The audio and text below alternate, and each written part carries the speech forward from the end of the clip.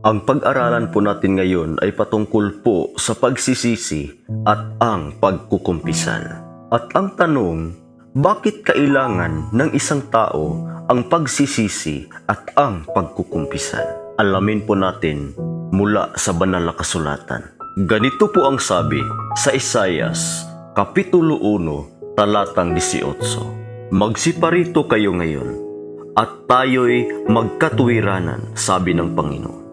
Bagaman ang inyong mga kasalanan ay maging tila mapula, ay magiging mapuputi na parang nebe.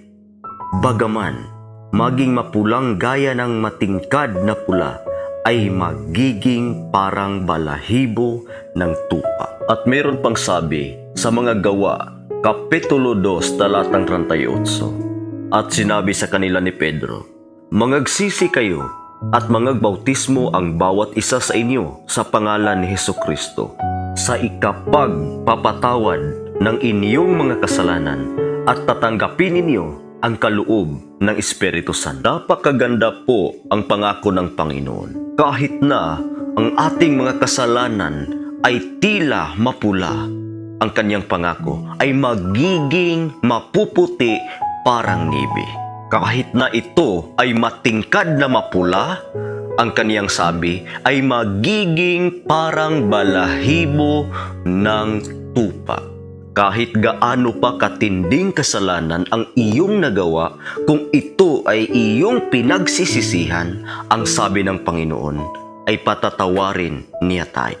Ang tanong, ano ang kasalanan? Babasahin po natin sa 1 Juan Kapitulo 3, talatang 4. Ang sino mang gumagawa ng kasalanan ay sumasalangsang din naman sa kautusan, at ang kasalanan ay ang pagsalangsang sa kautusan.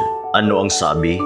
Ang kasalanan pala ay ang hindi natin pagsunod sa kalooban ng Panginoon at sa kaniyang 10 utos.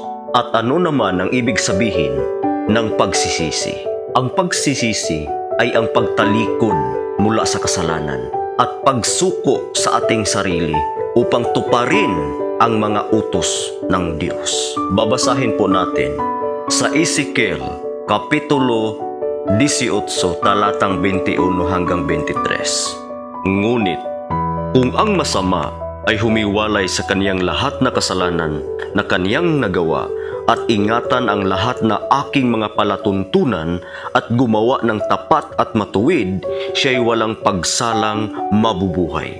Siya'y hindi mamamatay.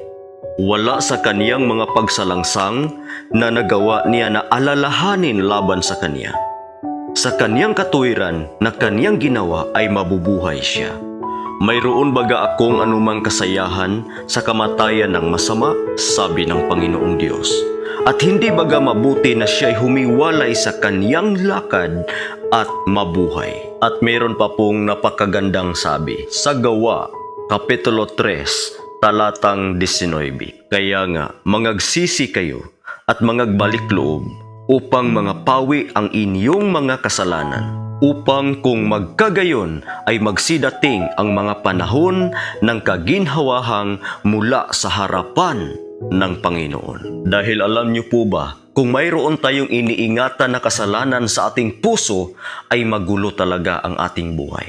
Walang katahimikan dahil ang sabi ng Diyos na ang kaginhawahan ay dumating lang kung ating pagsisihan ang ating mga kasalanang nagawa. Uulitin ko, ang pagsisisi ay ang pagtalikod mula sa kasalanan at pagsuko sa ating mga sarili at tuparin ang mga utos ng Diyos. Pangalawa, ano ang dapat nating gawin nung nalaman natin na tayo ay nagkakasala laban sa Diyos? Kailangan po natin itong ikumpisal. At ang tanong, ano naman ang pagkukumpisal? Babasahin po natin sa 1 Juan Kapitulo 1, talatang 9. Kung ipinahahayag natin ang ating mga kasalanan, ay tapat at banal siya na tayo'y patatawarin sa ating mga kasalanan at tayo'y lilinisin sa lahat ng kalikuan. Napakaganda po ang pangako ng Panginoon. Ano ang sabi? Kung ating ikumpisal ang ating mga kasalanan, siya ay tapat at banal na Kaniya tayong patatawarin at Kaniya pa tayong lilinisin sa lahat ng ating mga kalikuan. Kaya po mga minamahal, ang pagkukumpisal po ay pag-amin o pagtatapat sa ating mga kasalanang nagawa sa harap ng Panginoon. Pangatlo, kanino naman natin ikukumpisal ang ating mga kasalanan? Babasahin po natin sa Awit, Kapitulo 32, talatang 5. Aking kinilala ang aking kasalanan sa iyo, at ang aking kasamaan ay hindi ko ikinubli. Aking sinabi, aking ipahahayag ang aking pagsalangsang sa Panginoon, at iyong ipinatawad ang kasamaan ng aking kasalanan. Ano ang sabi? Kanino natin ikukumpisal ang ating mga kasalanan? Ang sabi, sa Panginoong Diyos. Doon po tayo hihingi ng kapatawaran sa lahat ng mga kasalanan na ating nagawa. Hindi po pwede na sa Panginoon tayo nagkakasala, doon naman tayo humingi ng kapatawaran sa mga pari na isang tao at makasalanan. Ang sabi ng banal na kasulatan, sa Lucas Kapitulo 5 talatang 21, at ang mga eskriba at mga Fariseo ay nangagpasimulang mangagkatuwiranan na nangagsasabi, sino ito na nagsasalita ng mga kapusungan? Sino ang makapagpapatawad ng mga kasalanan kundi ang Diyos lamang? Kaya po mga minamahal, doon po natin ikukumpisal ang lahat ng ating mga kasalanan sa tapat at banal na Panginoong Hesus. Ang Panginoon po ay mayroong panawagan nitong huling mga araw.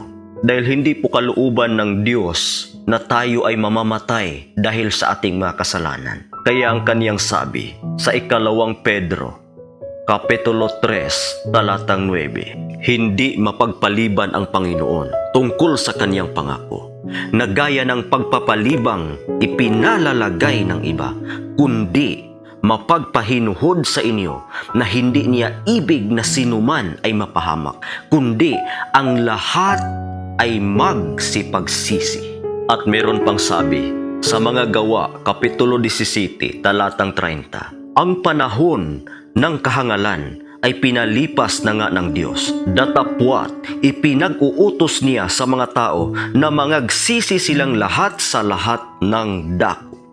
Purihin po ang Panginoon. Amen.